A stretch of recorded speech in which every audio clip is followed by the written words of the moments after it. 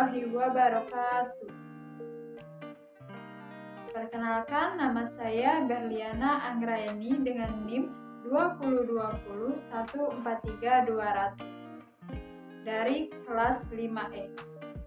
Mata kuliah Pembelajaran Terpadu SD. Pada video kali ini, saya akan membuat simulasi belajar menggunakan model Weber atau jaring laba-laba.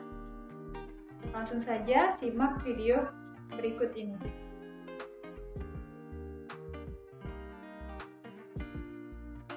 Assalamualaikum warahmatullahi wabarakatuh.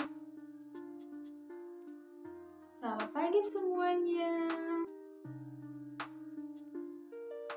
Bagaimana kabarnya hari ini?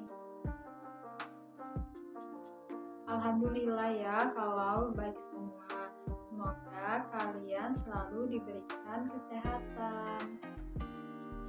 Nah, sebelum kita memulai pelajaran pada pagi hari ini, coba lihat di sekeliling kalian dulu. Apakah masih ada sampah yang berserakan? Jika ada, ambil dan tolong buang ke tempatnya. Sudah? Pintar. Nah, selanjutnya coba kalian lihat sisi kiri, kanan, depan, belakang kalian. Apakah ada teman kalian yang tidak masuk hari ini? Masuk semua? Alhamdulillah, berarti anak ibu rajin-rajin ya. Sebelum pelajaran ini dimulai, ibu mau tanya dulu, apakah ada yang tahu kita hari ini mau belajar apa?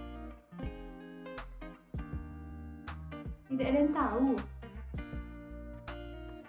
Nah, di sini kita akan belajar yang pertama mengenai rangkaian seri dan paralel, yang kedua mengenai pengaruh listrik dalam kehidupan di bidang sosial budaya di lingkungan tempat tinggal.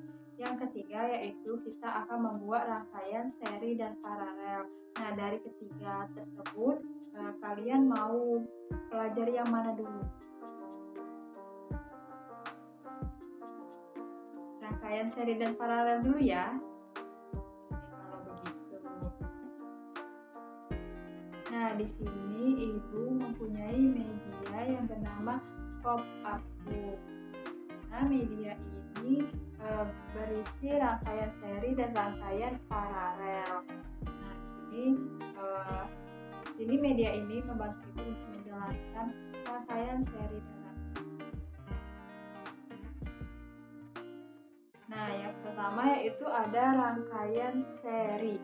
Nah, di mana rangkaian seri adalah rangkaian listrik yang terdiri dari hanya satu jalur untuk melewati arus. Nah, bila dilihat dari cara penyusunannya, rangkaian seri disusun dengan cara bersambung atau sejajar. Nah, dapat kalian lihat. Nah, untuk contoh rangkaian seri yaitu yang pertama ada senter, terus ada lampu tumbler, terus ada setrika. Nah, rangkaian seri ini memiliki kelebihan dan kekurangannya. Nah, di mana kelebihan rangkaian seri yaitu rangkaian seri lebih sederhana, terus jumlah kabel yang digunakan lebih sedikit, terus biayanya lebih kecil. Untuk kekurangan rangkaian seri yaitu yang pertama, apabila satu beban kelistrikan mati, maka beban kelistrikan yang lain juga akan ikut mati. Terus tidak dapat digunakan untuk beban yang banyak. Kemudian ada rangkaian paralel. Apa sih itu rangkaian paralel? Nah, jadi rangkaian paralel adalah rangkaian listrik yang terdiri dari lebih dari satu jalur untuk melewati arus. Nah, bila dilihat dari cara penyusunannya, rangkaian paralel disusun secara bercabang. Nah, dapat kalian lihat. Nah, untuk contoh rangkaian paralel itu sendiri yaitu di sini ada lampu penerangan jalan. Terus di sini ada lampu lalu lintas. Terus yang selanjutnya itu listrik yang ada di rumah. Terus rangkaian paralel juga pastinya memiliki kelebihan dan kekurangannya masing-masing. Nah, untuk kelebihan rangkaian paralel yaitu pada rangkaian paralel apabila satu beban kelistrikan mati, maka beban kelistrikan yang lainnya akan tetap menyala. Terus pada rangkaian paralel, setiap beban kelistrikan mendapatkan beban yang sama besar satu dengan yang lainnya. Untuk kekurangan rangkaian paralel sendiri yaitu yang pertama, rangkaian paralel lebih rumit. Terus kabel yang digunakan lebih banyak. Biaya lebih mahal.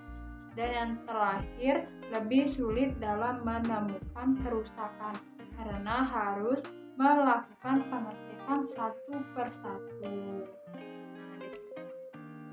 Nah, jadi gimana untuk rangkaian seri dan paralel sudah dapat dipahami? Nah, kalau sudah, kita lanjut ke materi selanjutnya, yaitu pengaruh listrik dalam kehidupan di bidang sosial budaya di lingkungan tempat tinggal. Nah, sekarang coba kalian amati lingkungan di sekitar kalian. Silakan kalian temukan sebanyak mungkin pengaruh listrik dalam kehidupan di bidang sosial budaya di lingkungan sekitar kita. Setelah itu kalian dapat mengetahui perbedaan antara masa sebelum ada listrik dan sesudah ada listrik. Nah, sebelum ada listrik, yang pertama yaitu saat malam hari akan gelap. Yang kedua yaitu aktivitas malam hari menjadi terbatas. Yang ketiga yaitu belum tersedianya peralatan elektronik. Yang keempat yaitu mengisi air masih menggunakan pipa. Yang kelima yaitu saat belajar penerangannya kurang. Kemudian sesudah ada listrik. Yang pertama yaitu saat malam hari tetap terang. Yang kedua yaitu aktivitas di malam hari tidak terbatas. Yang ketiga sudah tersedia peralatan elektronik. Yang keempat mengisi air bisa dengan mudah dengan pompa listrik. Dan yang terakhir saat belajar bisa nyaman karena penerangan yang cukup. Kemudian ada pengaruh listrik terhadap kehidupan masyarakat di lingkungan. Salah satunya beragam benda dan peralatan rumah tangga. Sebelum ada listrik kita menggunakan lampu minyak. Sesudah ada listrik kita menggunakan lampu LED. Sebelum ada listrik kita menggunakan setrika arang. Sesudah ada listrik kita menggunakan setrika listrik. Sebelum ada listrik kita menggunakan dandang. Setelah ada listrik kita menggunakan rice cooker. Sebelum ada listrik kita menggunakan surat. Setelah ada listrik kita menggunakan handphone. Dan yang terakhir, sebelum ada listrik kita menggunakan sapu. Sesudah ada listrik kita menggunakan vacuum cleaner. Nah, jadi sekarang kalian sudah mengerti kan, banyak sekali pengaruh listrik terhadap kehidupan kita sehari-hari. Nah, langsung saja materi kita yang terakhir, yaitu membuat rangkaian seri dan rangkaian paralel. Minggu lalu sudah Ibu kasih tahu kan apa saja alat dan bahan yang dibutuhkan. Itu yang pertama ada baterai, ada kabel, ada saklar, ada lapan, terus ada kardus. Nah, langsung saja silakan kalian buat rangkaian seri dan rangkaian paralel sesuai dengan kelompok yang sudah Ibu tuju. Ada dua kelompok ya, ada kelompok seri dan ada kelompok paralel. Nah, gimana anak-anak? Sudah selesai membuatnya? Coba kalau sudah selesai, silakan kumpul di atas meja ibu.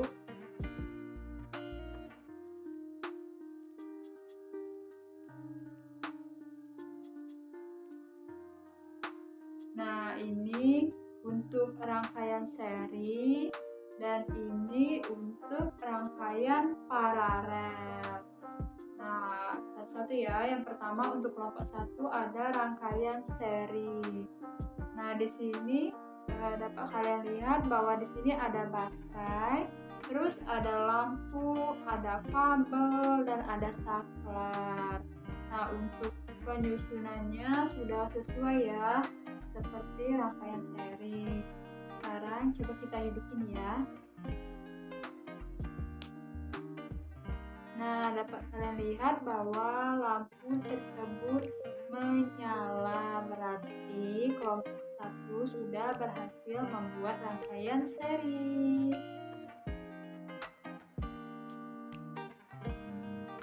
Tepuk tangan dulu untuk kelompok 1. Selanjutnya kita coba ya untuk kelompok 2, yaitu kelompok paralel. Di sini mereka membuat lampu lalu lintas. Nah, sangat cantik ya. Kita lihat dulu ya apa saja komponen yang terdapat di rangkaian paralel ini. Nah, di sini dapat kalian lihat bahwa ada 3 saklar, di mana masing-masing saklar yaitu ada untuk menghidupkan lampu warna merah, lampu warna kuning, dan lampu warna hijau. Nah, untuk isinya di sini dapat kalian lihat bahwa ada baterai, ada kabel, ada lampu, dan ada kertas warna-warni merah, kuning, hijau, dan ada kardus dan banyak-banyak ya. Coba ya kita tes apakah lampu-lampu tersebut dapat menyala. Yang pertama yaitu coba kita lampu merah dulu ya. Kita klik. Nah, sudah menyala, berarti lampu merahnya berhasil dibuat. Terus kemudian untuk kuningnya apakah menyala? Nah, lampu kuningnya juga ikut menyala ketika kita menekan tombol on. Terus yang terakhir untuk lampu hijau, kita matikan dulu ya. Sekarang kita hidupkan lampu hijau. Apakah menyala? Nah, menyala. Ternyata lampu hijau juga menyala. Kita matikan dulu ya. Karena ketika lampu merah, kuning, hijau menyala, berarti kelompok 2 juga berhasil membuat rangkaian paralel. Tepuk tangan dulu untuk kelompok 2. Wah, hebat semuanya. Ternyata anak ibu pandai-pandai ya membuat rangkaian seri dan rangkaian paralel. Nilai A+ buat kalian. Kesimpulan pembelajaran pada hari ini yaitu rangkaian seri adalah rangkaian yang disusun secara bersambung atau sejajar. Tadi banyak ya, ada senter, ada lampu tumbler, terus ada untuk rangkaian paralel yaitu rangkaian yang disusun secara bercabang. Contohnya seperti listrik di rumah, lampu penerangan di jalan, terus lampu lalu lintas. Kalian juga sudah bisa membuat rangkaian seri dan rangkaian paralel. Kemudian kalian juga sudah mengetahui perbedaan sebelum adanya listrik dan sesudah adanya listrik yang sangat berpengaruh dalam kehidupan di bidang sosial lingkungan tempat. Nah, mungkin itu saja materi yang dapat Ibu jelaskan. Semoga kalian memahami apa yang telah Ibu tulis. Wabillahi taufiq wal hidayah. Wassalamualaikum warahmatullahi wabarakatuh. Jumpa lagi.